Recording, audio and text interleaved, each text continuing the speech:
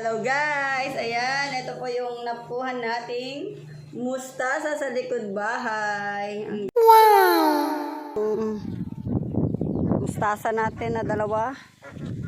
Gawa ng wala kaming ulam. Isasama namin sa sa baboy. Ayan guys, pipitasin ko na siya.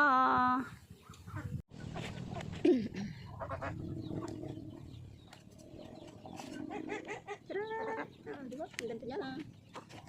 Fresh yan. Pero may kinigan pa siya.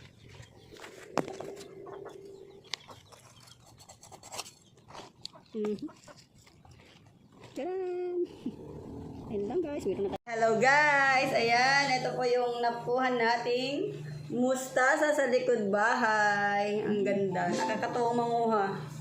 Pero konti lang yung nabuhay kasi first time ko nagtanim. Ayan, pero thank you sa blessing. Ayan o. Fresh siya. Wala siyang halong chemical. Mga lang, organic fertilizer lang yung ginamit ko dito. Mga nabubulok na gulay, ganon. Yung mga balat-balat, saging. Ayan siya. Ang ganda. Nakuha na natin guys. Ayan lang. Tatanim ulit tayo. Thank you for watching.